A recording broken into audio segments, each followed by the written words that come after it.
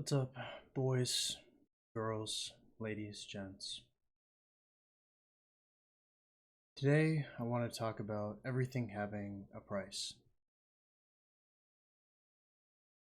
Obviously, it seems rather straightforward, I guess. Um, but everything having a price, I think, is important to realize when you move through life. Every smile you have, every time you enjoy something, every breath you take is going to cost you something.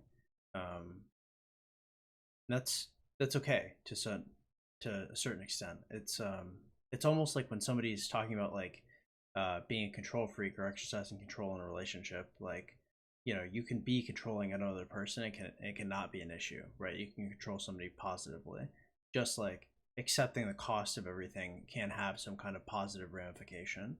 Um, a good example is, everything might cost you money or time or sacrificing something you've built, but as long as the consequences, the prize at the end of your price is worth it, or just the potential of the prize, it's okay.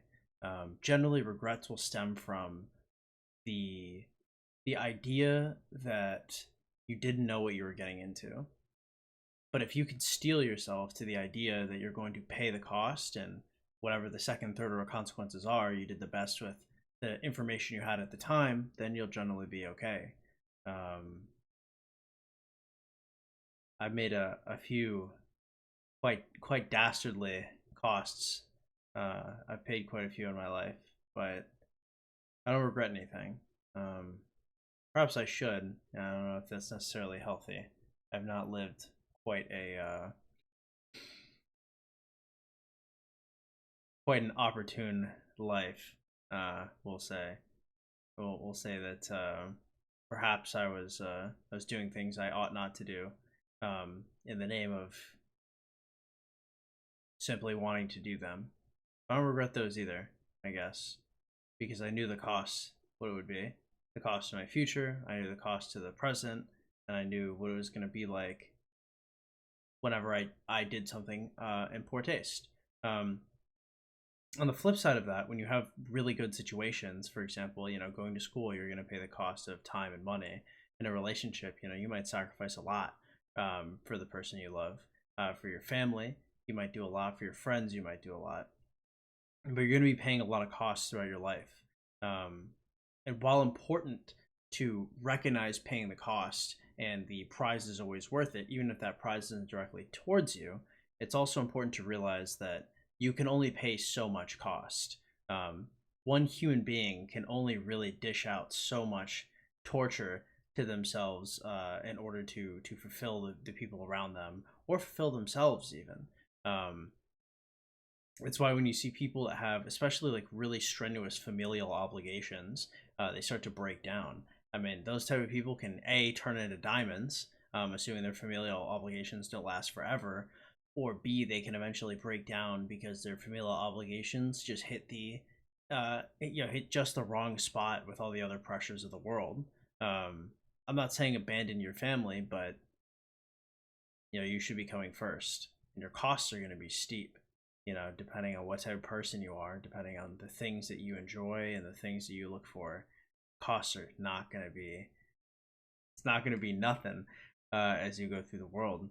Um, if you enjoy the finer things, it's gonna take even more than that. Some of us are more simple, but I suppose a seeking for simplicity in life only comes after you've experienced enough excitement to know that that's what you want.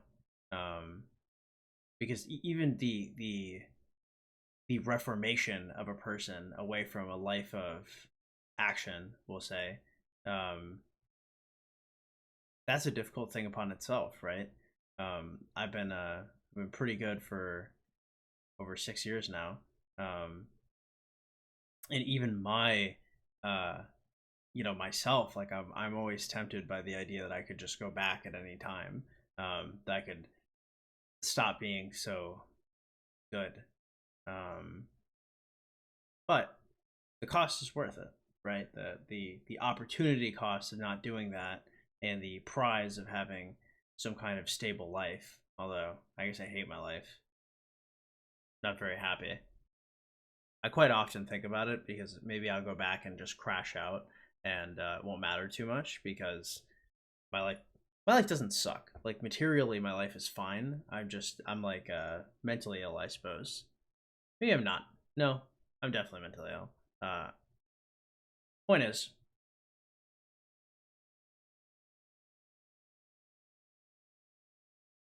maybe I should. I don't know. I always think about crashing out. Like one day, because I'm a YouTuber on another channel. I always think about it because I tell my audience sometimes, I'm like, hey guys, like one day, if this channel, if the Discord, if everything else is gone, it's yeah, my bad, y'all. I peaced out and I just went out to go crash out in like a couple years or a couple months or whatever. I mean, it don't really matter to me. As long as I get to do what I love before I go. Okay, that took a bad turn. Anyway, point is, make sacrifices and try and try and keep a stable life. Maybe it's not worth it for everybody. I don't know, man. Just know that when you crash out, make sure you know the ramifications. Because, like, man, if you're, especially depending on what type of person you are, if you've never been on like the wrong side of things, you know, especially if you're like wronging people or you're doing things that aren't sustainable, it doesn't even have to be illegal. Let's say like socially, you're just really bad to people, right? That type of stuff gets around. You can't like outrun karma forever. Eventually, it will catch up to you, and you'll start sacrificing things that could have been good for you because you did things to alienate yourself outside of the group. I've definitely faced a ton of those ramifications. They're one of the main reasons why I don't have any friends or anything right now. Actually, no, I suppose I could. I just have other issues that make it difficult for me to maintain relationships of any kind. Legal is definitely much worse, but it's it's ideal to be a decent person, to sustain yourself, to pay the cost of living a decent life. I found, at least. But if you haven't experienced that, it's interesting as well because, you know, I've got a lot of audience members that are like maybe like 15, 17 and stuff, and I was a terrible person when I was around that age. And sometimes they'll tell me, you know, it'll be like people that are like, oh, you know, like I've joined a gang or like I'm doing blah, blah, blah, like I'm doing this or that. And I think it's very interesting because number one, if you're in a gang, that's pretty cringe, right? You're subjecting yourself to an authority that isn't you and isn't subject to the law, and you subjected it to yourself willingly. Kind of cringe. If it was willing, of course, you know, if you're jumping off the porch at like age 10, I can't really judge you too much. But like, you know, these guys are essentially talking about, you know, running around with their pipes and selling and stuff like that.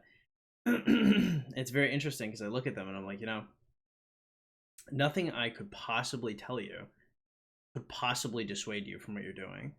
I literally can't because I was that age and I was doing it. And I don't even know what could successfully do it. Because another thing is like, would I even want to dissuade you? Sometimes you really have to get burned.